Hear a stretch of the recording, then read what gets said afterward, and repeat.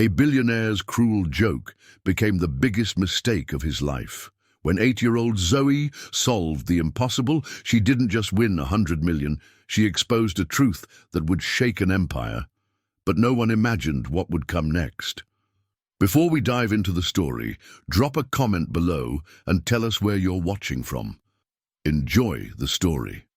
The crystal chandelier cast dancing shadows across the marble floor of Kyle Rahman's Manhattan penthouse as he reviewed the quarterly reports that made his stomach churn. At 29, he'd built Rahman Industries into a logistics empire worth $12 billion, but right now, all that wealth felt meaningless. The company was hemorrhaging money, $3 million a day, because of a routing optimization problem that had stumped his best engineers for 6 months. "Mr. Rahman?" Sarah Johnson's soft voice interrupted his brooding. She stood in the doorway of his home office, her cleaning supplies in hand, her 8-year-old daughter Zoe peeking out from behind her legs. "I'm sorry to bother you, but Zoe's daycare had an emergency closure today. I can take her home if—" "It's fine," Kyle waved dismissively, not looking up from his laptop screen filled with incomprehensible algorithms. "Just keep her quiet." Zoe's wide brown eyes took in the massive room with its floor-to-ceiling windows overlooking Central Park.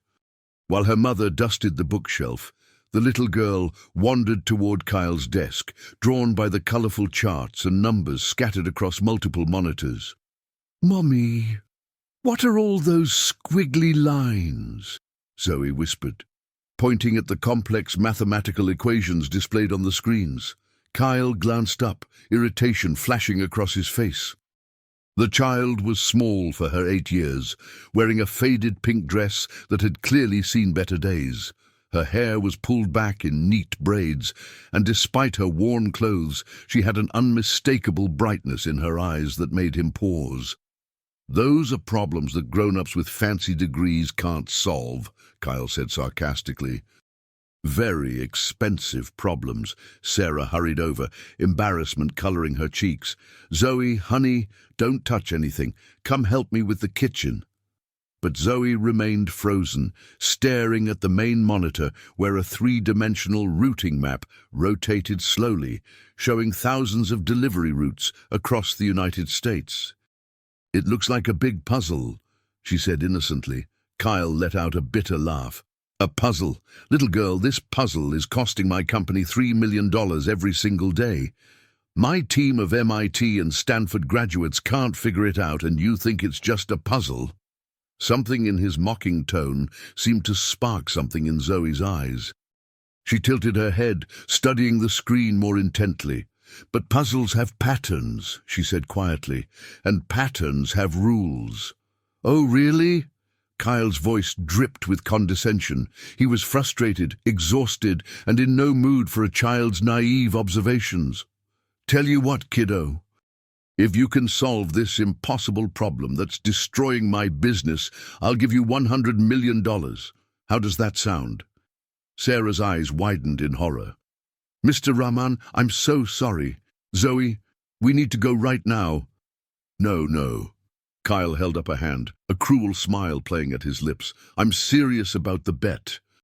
$100 million if this 8-year-old can solve what my team can't." He turned to Zoe, his voice taking on a theatrical tone. "But when you can't do it, which you obviously can't, you have to promise to never bother me again when I'm working. Deal?" Zoe looked at her mother, who was shaking her head frantically, then back at Kyle. "What exactly is the problem?" she asked, her voice steady despite her age. Kyle blinked, surprised by her composure. Most children would have been intimidated by his harsh tone, but Zoe seemed genuinely curious. "The problem," he said slowly, "is route optimization for our delivery network. We have 50,000 delivery points across the country, 2,000 distribution centers, and varying traffic patterns, weather conditions, and fuel costs. The goal is to minimize total delivery time and cost while maximizing efficiency. It's a variation of the traveling salesman problem, but exponentially more complex." As he spoke, Kyle noticed something strange. Zoe wasn't fidgeting or looking around the room like most children would. Instead, she was listening intently, her eyes focused on his face as if she was absorbing every word. "How long do I have?" she asked simply. Kyle almost choked on his coffee. "How long do you—" "Sweetheart, this isn't a real challenge. I was being sarcastic. No one expects you to actually—" "But you said $100 million, Zoe interrupted, her voice clear and confident. "That would help Mommy a lot. She cries sometimes when she thinks I'm sleeping, and she counts money over and over, but it's never enough." The room fell silent. Sarah's face flushed with embarrassment, and she quickly looked away. But Kyle found himself studying the little girl with new attention. There was something unsettling about her directness, her complete lack of childish excitement about such an enormous sum of money. She spoke about it as if it were simply a tool to solve her mother's problems. "Zoe," Sarah whispered urgently, "we need to leave Mr. Rahman alone." 3 days, Kyle said suddenly, surprising himself. "You have 3 days, and I want to see your work, not just a guess." Zoe nodded seriously. "Can I use paper and pencils?" "You can use whatever you want. My office, my computers, whatever." Kyle leaned back in his chair, amused by the absurdity of the situation. "But remember, when you can't solve it, our deal stands. No more interruptions." As Sarah began to apologize profusely and usher Zoe toward the door, Kyle caught the little girl's eye one more time. "Oh, and Zoe, just so we're clear, this problem has cost my company $18 million already. My best engineers have been working on it for 6 months. But sure, an 8-year-old can solve it in 3 days." Zoe paused at the doorway and turned back. "Mr. Rahman, what if the problem isn't that the puzzle is too hard? What if the problem is that everyone's trying to solve the wrong puzzle?" Before Kyle could respond, she was gone, leaving him staring at the empty doorway with an odd feeling in his chest that he couldn't quite identify. The challenge he'd issued as a cruel joke suddenly felt like something much more serious, and for the first time in months, Kyle Rahman felt a flutter of something that might have been hope. The next morning, Kyle woke to the unusual sound of papers rustling in his office. He checked his watch, 6:30 a.m. Sarah wasn't scheduled to clean until the afternoon, and he specifically remembered locking his office door the night before. Padding down the hallway in his silk pajamas and robe, Kyle pushed open the office door and froze. Zoe was sitting cross-legged on the floor, surrounded by printed screenshots of his routing algorithms, hand-drawn charts, and what appeared to be dozens of mathematical equations written in surprisingly neat handwriting. "What the hell are you doing here?" Kyle demanded, then caught himself. "I mean, how did you get in?" Zoe looked up from her work, a pencil tucked behind her ear. "Mommy has keys to everything. I came with her early because she has to clean Mrs. Peterson's apartment today, too." She gestured to the papers around her. "I hope it's okay that I printed some things. I tried to understand it all on the screen, but I think better with paper." Kyle stared at the scattered documents. His routing algorithms, profit calculations, and operational data were spread across the floor in what appeared to be organized groupings. "Zoe, this information is confidential. You can't just—" "Is confidential like secret?" she asked, tilting her head. "I promise I won't tell anyone. I just need to understand how everything connects." Against his better judgment, Kyle found himself crouching down to look at her work. What he saw made his breath catch. Zoe had somehow reorganized his data into visual patterns, connecting different elements with hand-drawn lines and arrows. More surprisingly, she'd identified several correlations that his team had missed. "Where did you learn to do this?" Kyle asked, gesturing at a particularly complex diagram that showed the relationship between fuel costs and delivery timing. "YouTube," Zoe said matter-of-factly. "And the library." When mommy works late, I watch math videos on her phone. Did you know there's a man who explains calculus with drawings and a lady who makes fractals look like flowers? Kyle blinked. You watch calculus videos? You're 8 years old. Almost 9, Zoe corrected. And I don't understand all of it, but some of it makes sense. Like how patterns repeat and how small changes can make big differences. She pointed to one of his routing maps. Your routes look like river systems, but water always finds the shortest path. What if trucks could be more like water? Before Kyle could respond, his phone buzzed with a text from his lead engineer. Dr.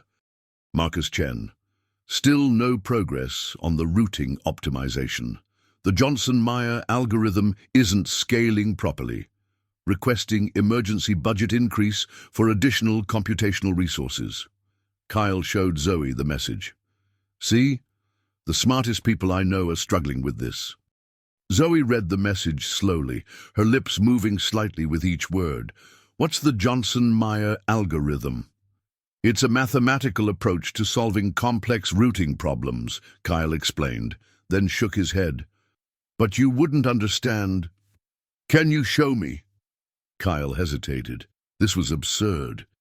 He was about to explain advanced logistics algorithms to a child who should be watching cartoons, not studying his proprietary business methods.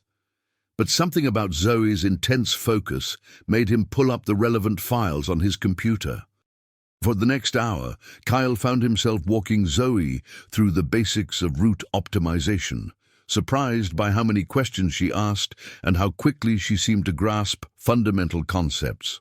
She didn't understand everything, but she had an intuitive way of visualizing problems that impressed him despite himself.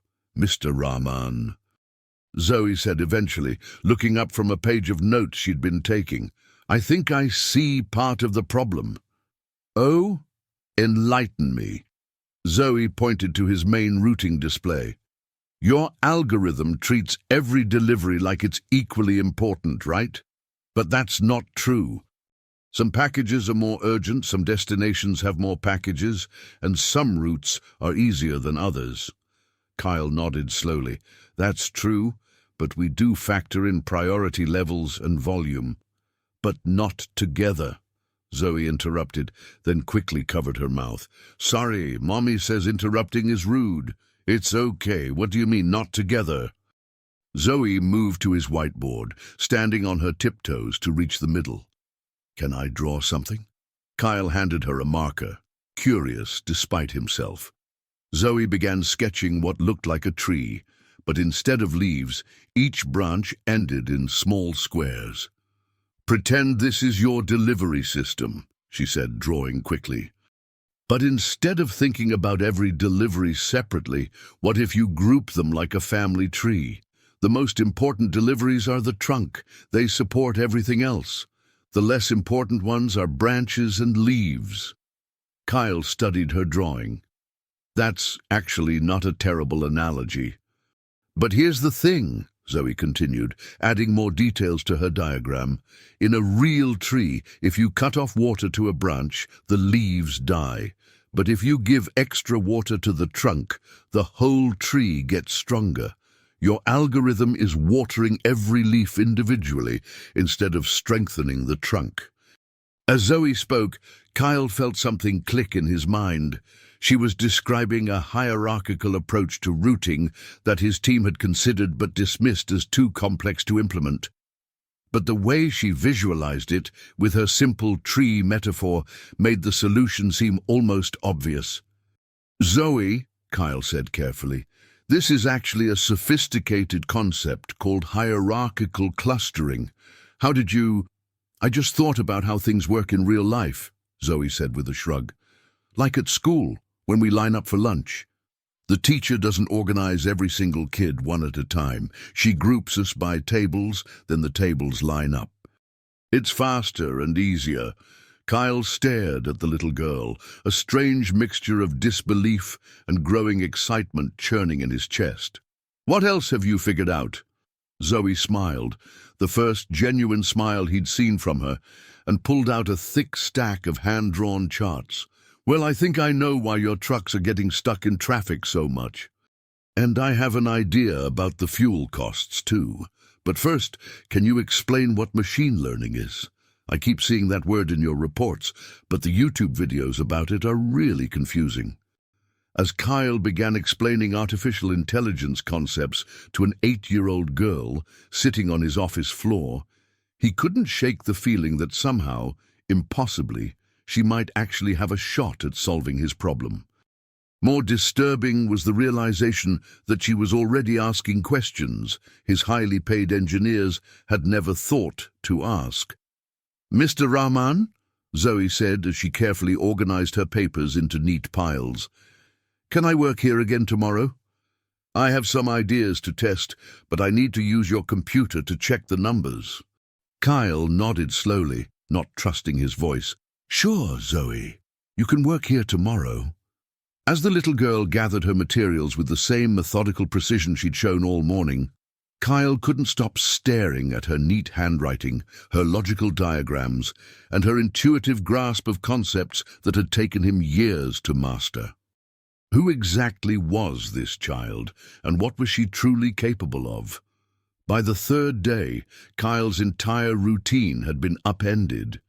He found himself waking early, not to review profit reports or take conference calls, but to see what Zoe had discovered overnight. She had somehow convinced her mother to let her stay late each evening, working in his office, while Sarah cleaned other parts of the building. Kyle pushed open his office door that morning and stopped dead. Zoe had transformed the space into something resembling a NASA mission control room. Every wall was covered with charts, graphs, and diagrams. His whiteboard was filled with equations written in different colored markers, and in the center of it all, Zoe sat at his desk, his $12,000 custom Italian desk, typing on his computer with surprising speed. "Good morning, Mr. Rahman," she said without looking up from the screen. "I think I found something really important." Kyle approached cautiously, coffee mug in hand. "Zoe, please tell me you didn't break anything expensive." She finally looked up, her eyes bright with excitement. "I didn't break anything, but I did find something broken. In your system, I mean." "What do you mean?" Zoe swiveled the chair to face him. She had to sit on a phone book to reach the keyboard properly. "Remember how I said your algorithm waters every leaf separately? Well, I figured out why it's doing that. There's a mistake in your base code." Kyle nearly dropped his coffee. "A mistake?" "Zoe, that code was written by some of the smartest programmers in the world." "I know, and they're really, really smart," Zoe said quickly. "But sometimes being super smart can make you miss simple things. Like when my teacher tries to help me with math homework, she makes it so complicated that I get confused. But when I figure it out myself, it's usually easier than she made it sound." Kyle set down his coffee and leaned over her shoulder to look at the screen. Zoe had somehow accessed the core routing algorithm, which should have been password protected, and had highlighted several lines of code in bright yellow. "How did you get into this?" Kyle asked, his voice sharp with concern. "The password was your birthday," Zoe said innocently. "Mommy mentioned it when she was planning to get you a card from the cleaning staff. 01/15/1994. That wasn't very hard to guess." Kyle made a mental note to fire his IT security team. "Zoe, this is serious. You can't just hack into—" "I didn't hack anything," she protested. "I just tried the obvious password. But look, this is important." She pointed at the highlighted code. "See this part? It says the system should prioritize routes based on distance and delivery time, right?" Kyle squinted at the screen. The code was complex, but Zoe had accurately identified the primary optimization parameters. "Yes, that's correct." "But it's not doing that," Zoe said, switching to another screen filled with spreadsheet data. "I spent all night tracking actual delivery routes from last week, and the system is ignoring its own rules about 60% of the time." Kyle felt his stomach drop. That's impossible. We test this system constantly. But you test it with fake data, Zoe said, pulling up another screen. I found your test files. They're really neat and organized, like math problems in school. But real deliveries are messy. Look. She had created a side-by-side comparison that made Kyle's blood run cold. The test data showed perfect optimization curves and logical routing patterns. The actual delivery data looked like chaos, trucks crisscrossing the country inefficiently, following routes that made no logical sense. Zoe, Kyle said slowly, how did you get access to our actual delivery records? Your computer was already logged into everything, she said with a shrug. And I recognize the patterns from watching Mommy track packages online. People always want to know where their stuff is, so there are lots of websites that show truck locations and delivery times. Kyle sank into the chair across from his desk, his mind racing.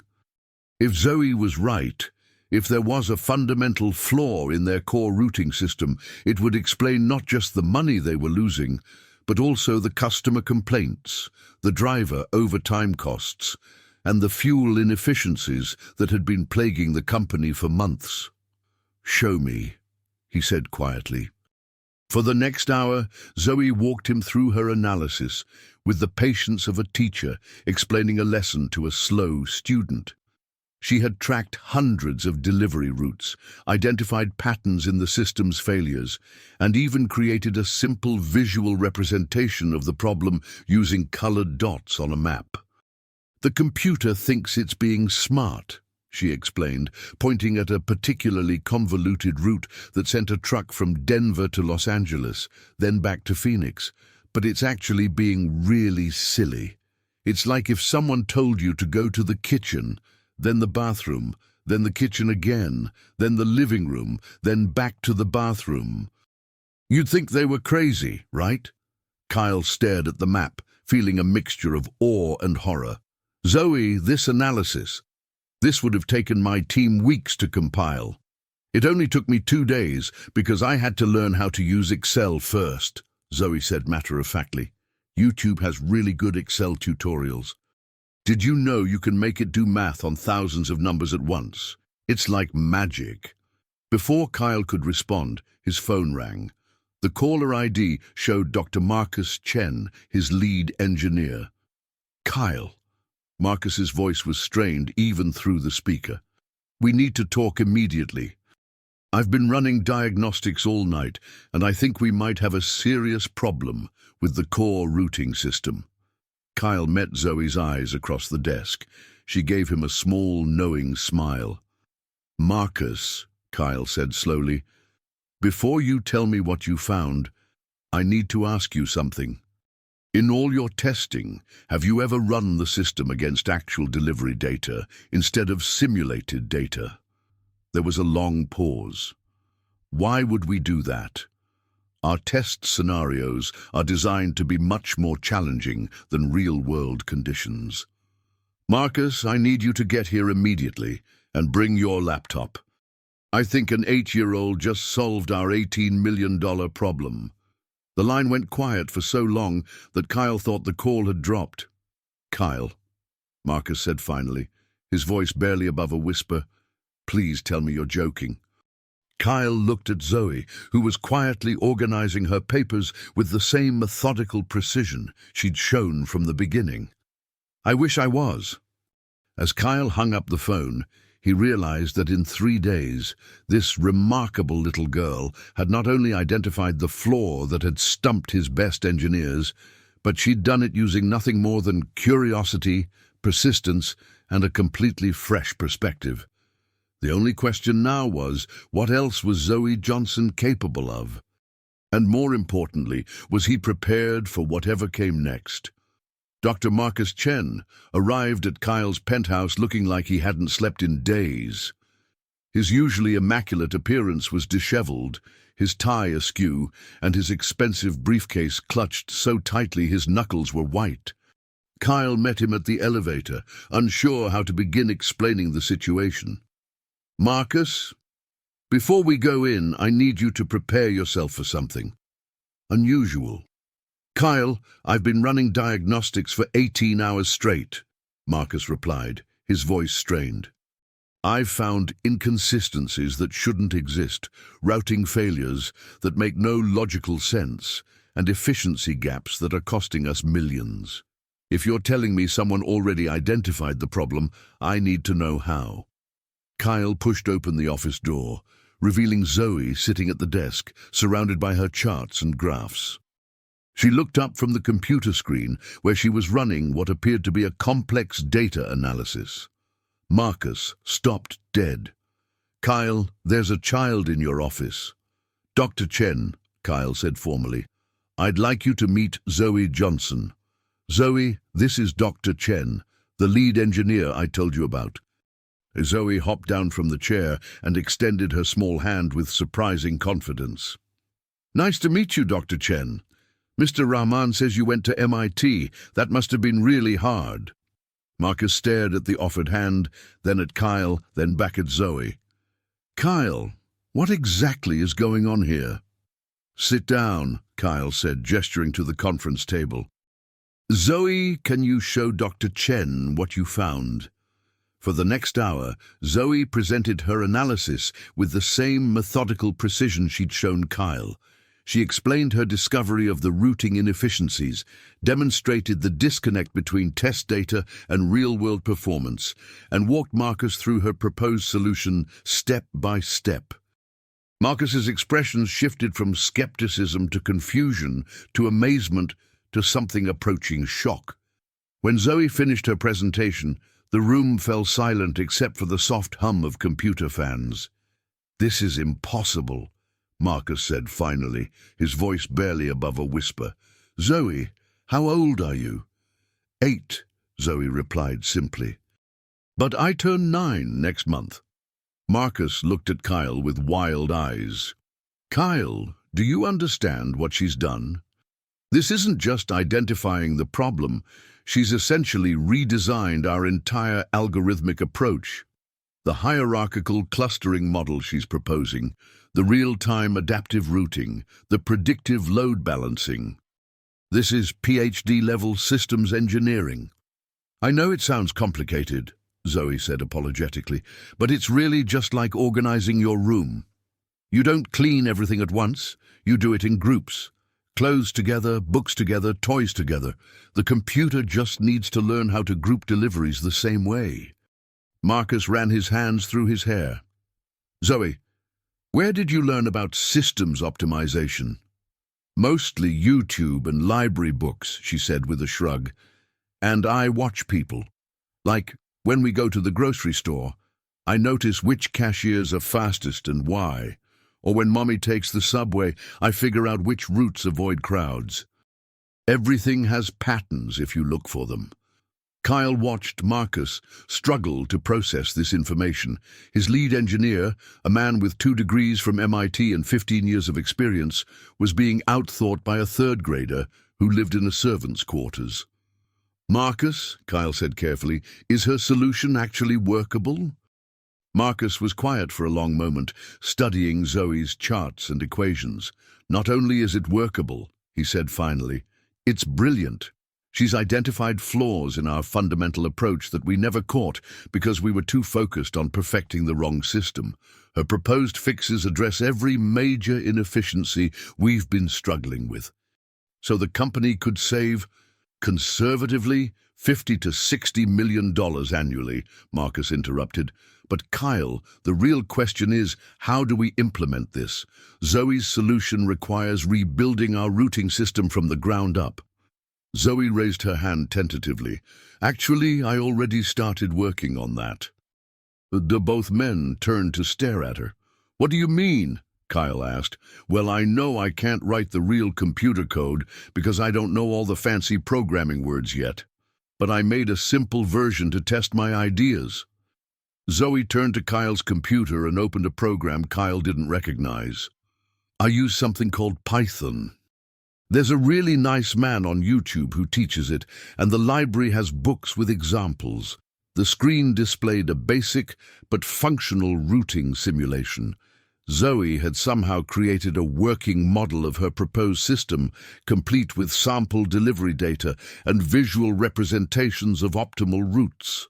Marcus leaned forward, studying the code. Zoe, this is actually quite sophisticated. The logic structure is sound. The algorithms are properly nested. Where did you learn Python programming? I started yesterday, Zoe said matter-of-factly. After I figured out the math parts, I needed a way to test if my ideas actually worked. Python seems easier than the other computer languages. Kyle felt like the world had tilted off its axis. You learned programming in one day? Well, just the basic stuff, Zoe said modestly. I still don't understand classes and objects and all the really hard things, but loops and variables and if-then statements make sense. They're like recipes. You just follow the steps in order. Marcus was frantically taking notes, asking Zoe technical questions about her implementation choices and design decisions. She answered each question with a clarity that made Kyle's head spin. Zoe, Kyle said eventually, I need to ask you something important. Have you shown this work to anyone else? Your teachers, your mother, anyone? Zoe shook her head. Mommy doesn't really understand computer stuff, and my teachers would probably think I was cheating or something. Plus, you said it was confidential, remember? Kyle exchanged glances with Marcus. The implications were staggering. If word got out that an 8-year-old had solved a multi-million-dollar problem that had stumped a team of experts, the media attention would be intense. More concerning, Kyle realized that other companies would do anything to get access to Zoe's unique perspective. Zoe, Kyle said carefully, what you've done here is worth far more than the $100 million I promised you. Companies would pay billions for this kind of breakthrough. Zoe tilted her head, considering this. But I didn't do it for companies. I did it for Mommy. She works so hard, and she's always worried about money. $100 million would be enough to make her not worry anymore. The simple honesty in her voice hit Kyle like a physical blow. While he'd been focused on the business implications, Zoe had solved an impossibly complex problem for the most basic human reason: love for her mother. Mr. Rahman, Zoe said quietly, are you going to keep your promise? Kyle looked at this remarkable little girl, sitting in his expensive office chair, surrounded by work that would revolutionize his company, asking for nothing more than the chance to help her mother, and felt something fundamental shift inside his chest. Yes, Zoe, he said, his voice thick with emotion. I'm going to keep my promise. But first, I want to make sure you understand what this means. With that much money, you and your mother could go anywhere, do anything. You'd never have to worry about anything again. Zoe nodded seriously. I know, but we like living here, and Mommy likes her job, even though it's hard sometimes. We just want to not be scared about money anymore. Adit. As Kyle watched Zoe carefully save her work and organize her papers with the same methodical precision she'd shown from the beginning, he realized that somewhere in the last 3 days, his entire understanding of intelligence, value, and human worth had been completely transformed by an 8-year-old girl with a brilliant mind and a loving heart. But as he prepared to transfer $100 million to change Zoe's life forever, Kyle had no idea that the biggest revelation was still to come. The next morning, Kyle's attorney, Richard Blackstone, arrived at the penthouse with contracts, transfer documents, and an expression of barely contained disbelief. Kyle had called him at 6 a.m., demanding immediate preparation of legal documents to transfer $100 million to an 8-year-old girl and her mother. Kyle, I've been your attorney for 8 years, Richard said, setting his briefcase on the conference table. I've handled some unusual transactions, but this is unprecedented. Are you absolutely certain about this decision? Kyle watched through the office window as Zoe helped her mother water the plants on the terrace. Sarah had been in tears when Kyle explained what had happened. alternating between disbelief and overwhelming gratitude. "Richard, that little girl just saved my company hundreds of millions of dollars. 100 million is the bargain of the century. But Kyle, there are legal complexities. Zoe is a minor, so the money would need to be held in trust. There are tax implications, regulatory considerations." "Handle it," Kyle interrupted. "Whatever it takes, make it legal and make it secure." Richard nodded and began laying out documents. "I'll need to interview Zoe to verify her understanding of the agreement. It's a legal requirement for contracts involving minors." When Zoe and Sarah joined them in the office, Kyle was struck again by the contrast between the little girl's worn clothing and the sophisticated work still displayed on his whiteboards. Zoe sat at the conference table, her legs swinging freely from the oversized chair, while Richard explained the legal process in simplified terms. "Zoe, do you understand that Mr. Rahman is giving you a very large amount of money because you solved a difficult problem for his company?" Richard asked. "Yes, sir," Zoe replied politely. $100 million. And do you understand that this money comes with certain responsibilities and restrictions? Zoe tilted her head. What kind of restrictions? Richard glanced at Kyle. Well, for example, you couldn't spend all the money immediately. Much of it would be invested to help it grow over time, providing income for you and your mother for many years. That sounds smart, Zoe said. Mommy always says we should save money for emergencies. As Richard continued his questions, Kyle found himself studying Zoe with new eyes. Over the past 4 days, he'd been so focused on her remarkable intelligence that he'd barely considered the person behind the prodigious mind. But now, watching her answer complex legal questions with the same methodical thoughtfulness she applied to engineering problems, Kyle began to wonder about her background. Zoe, Kyle said during a break in the legal proceedings, can I ask you something personal? Where did your interest in mathematics come from? Do you remember when you first realized you were good with numbers? Zoe exchanged glances with her mother, who nodded encouragingly. I think I always liked patterns, she said slowly. When I was little, I used to count everything. Steps to the store, cracks in the sidewalk, how many seconds between traffic lights changing. Mommy says I was doing arithmetic before I could tie my shoes. Sarah smiled softly. She used to solve puzzles meant for teenagers when she was 4. The pediatrician said it was unusual, but not unheard of. Some children just develop certain abilities early.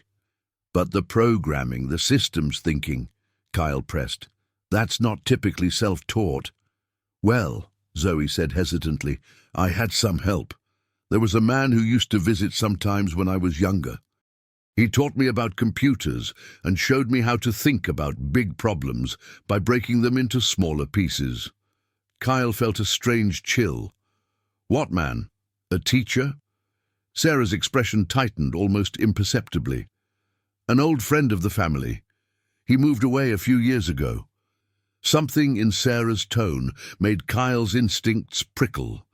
He'd built a business empire by reading people, and Sarah was clearly uncomfortable with this line of questioning. What was his name? Kyle asked casually. Dr. Peterson, Sarah said quickly. He was a mathematician, very kind to Zoe. Kyle nodded, but made a mental note to have his security team run a background check on Sarah Johnson. Not out of suspicion, but out of a growing sense that there was more to Zoe's story than he understood. The legal proceedings continued for another hour, with Richard explaining trust structures, educational provisions, and long-term financial planning. Zoe listened attentively, asking surprisingly sophisticated questions about investment strategies and tax implications. As they were finalizing the documents, Kyle's phone buzzed with a message from his head of security. Urgent. Need to speak with you privately. Found something in the Johnson background check you requested last week. Kyle felt his stomach drop. He'd ordered a routine background check on all household staff when Sarah was hired, but he'd forgotten about it entirely in the excitement of the past few days. "Excuse me," he said, stepping into the hallway to take the call. "Mr. Rahman," his security chief's voice was tense. "We've completed the background investigation on Sarah Johnson. There are some irregularities." "What kind of irregularities?" "Sir, Sarah Johnson doesn't exist. The identity she's using was created 8 years ago, right around the time she started working for you. Her previous employment history, references, even her apartment lease, it's all fabricated." Kyle felt the world tilt around him. "That's impossible. I've been paying her for years.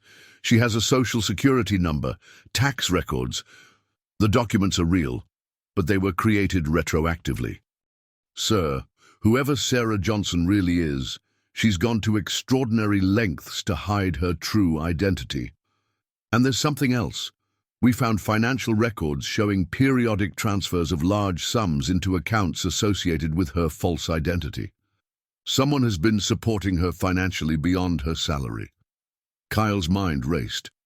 "How much money are we talking about?" "Hundreds of thousands of dollars over the past 8 years.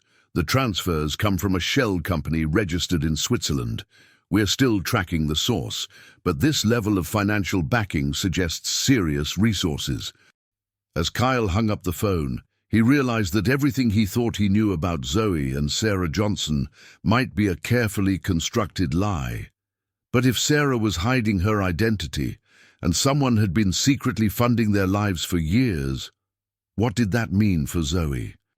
More importantly, was Zoe even aware that her entire life might be built on deception? Kyle returned to the office where Zoe was enthusiastically explaining her ideas for improving traffic flow algorithms to a fascinated Richard Blackstone. She looked so young, so innocent, so genuinely excited about using her mathematical abilities to solve real-world problems. But as Kyle watched her, a terrifying thought began to form in his mind. What if Zoe's remarkable abilities weren't a natural gift? What if she had been deliberately trained, prepared, positioned to be in exactly the right place to solve his company's problems? And if that were true, what did the people behind this elaborate scheme really want? Hal spent the rest of the day in a state of controlled panic, going through the motions of finalizing Zoe's payment, while his security team worked frantically to uncover the truth about the Johnson family. By evening, he had assembled enough information to confront Sarah, but he wasn't prepared for what he would learn. He found Sarah in the kitchen, preparing dinner while Zoe worked on homework at the small table in the corner. The domestic scene looked so normal, so innocent, that Kyle almost convinced himself his security team had made a mistake. But the evidence was undeniable. "Sarah, we need to talk," Kyle said quietly. "Zoe, honey, could you go play in the living room for a few minutes?" Zoe looked up from her math worksheet, which appeared to be calculus problems she'd assigned herself, and nodded. "Sure, Mr. Rahman. Should I take my books?" "Yes, take everything," Kyle said, his voice gentler than he felt. When they were alone, Kyle turned to Sarah, who was gripping the edge of the counter so tightly her knuckles were white. "I know," he said simply.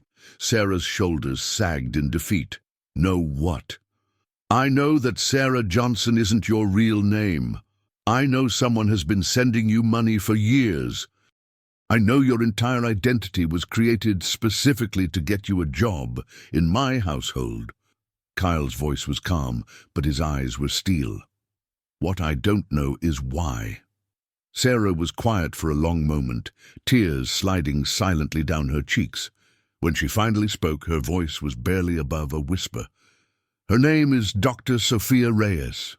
She has a PhD in advanced mathematics from Princeton and a master's in cognitive science from Stanford." Kyle felt his legs give out. He sank into a chair, staring at Sarah in shock. Zoe Elena Reyes," Sarah confirmed. "And I'm not her mother. I'm her guardian." The room seemed to spin around Kyle. Then who is her mother? Sarah looked toward the living room where they could hear Zoe humming softly while she worked. Her mother was Dr. Elena Vasquez, one of the most brilliant mathematicians of her generation. She was working on breakthrough algorithms for the Department of Defense when she was killed in a car accident 3 years ago. Kyle's mouth felt dry. And her father? Dr. James Patterson, MIT professor, specialist in artificial intelligence and machine learning. He died in the same accident. Sarah wiped her eyes with the back of her hand. Elena had made arrangements for Zoe's care in case something happened to her. The Swiss accounts you found, that's Zoe's inheritance managed by her mother's estate. Kyle struggled to process this information. So Zoe is actually a child prodigy who has been hidden from the world for her own protection, Sarah finished. Elena was terrified that if people knew about Zoe's abilities, she would be exploited, treated as a curiosity instead of a child. So she created the Sarah Johnson identity for me, arranged this job, and designed a normal life where Zoe could develop naturally. But why here? Why my household specifically? Sarah smiled sadly. Elena didn't choose randomly. She researched dozens of potential guardians, wealthy individuals who might appreciate intelligence, who had the resources to protect Zoe if necessary, but who weren't connected to academic or government circles that might recognize her genius. Kyle felt a strange mixture of awe and horror. So, this whole thing, Zoe solving my routing problem, that was planned. No, Sarah said firmly. That was pure chance and pure Zoe. Elena wanted her to have a normal childhood until she was older and could make her own choices about how to use her gifts. Zoe's decision to tackle your business problem was entirely her own. Kyle looked toward the living room where Zoe was now singing softly in what sounded like Spanish while she worked. Does she know? About her parents? About who she really is? She knows her parents died, and she knows they were mathematicians, but she doesn't know about the inheritance or about the precautions Elena took to hide her identity. Elena wanted to tell her everything when she turned 18. Kyle sat in stunned silence, watching this remarkable little girl who had turned his world upside down. Sarah, what's your real name? Maria Santos. I was Elena's graduate student, then her research assistant. When she asked me to become Zoe's guardian, I didn't hesitate. That little girl has the potential to change the world, Kyle, but first, she deserves the chance to be a child. Kyle thought about the past week, watching Zoe's excitement as she solved complex problems, her simple desire to help her mother, her innocent delight in learning new things. What happens now? That's up to you, Maria said quietly. You could expose everything, Zoe's identity, her abilities, her inheritance.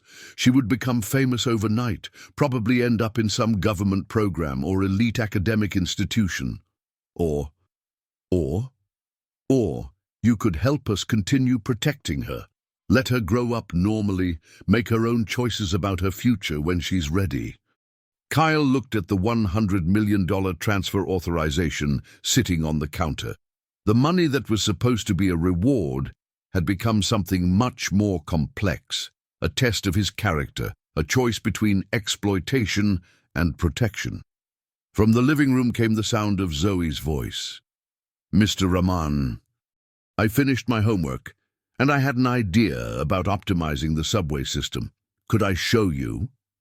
Kyle smiled despite everything. Even knowing the truth about her background, her parents, her extraordinary potential, Zoe was still just a curious 8-year-old girl who got excited about solving puzzles. Coming, Zoe, he called back. Then to Maria, the money transfer goes through as planned, but I want to add something to the trust, a full scholarship fund for her education, wherever she chooses to go, whenever she's ready. Maria's eyes filled with fresh tears. Kyle, you don't have to. Yes, I do, Kyle interrupted. That little girl changed my entire perspective on intelligence, on value, on what really matters. The least I can do is make sure she has every opportunity to change the world when she's ready. As Kyle walked toward the living room where Zoe waited with her newest mathematical insights, he realized that being outsmarted by an 8-year-old genius had been the most humbling and transformative experience of his life.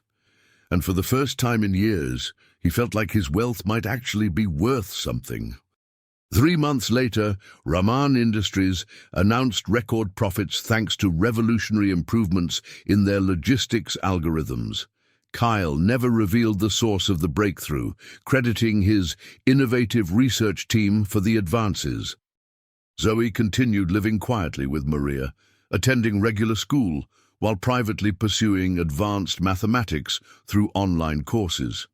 She never asked about the money Kyle had given them, but Maria noticed that Zoe seemed happier, more relaxed, as if some invisible weight had been lifted from her shoulders. And Kyle Raman, the billionaire who once thought money could buy anything, learned that sometimes the most valuable gifts come in the smallest packages, and that true genius isn't measured by degrees or recognition, but by the simple desire to make the world a little bit better. In his desk drawer, Kyle kept a hand-drawn chart that Zoe had made, her original tree diagram showing how complex problems could be solved by thinking like a child. It served as a daily reminder that the most sophisticated solutions often come from the most innocent perspectives, and that sometimes being proven wrong by an 8-year-old is exactly what a person needs to become who they're meant to be.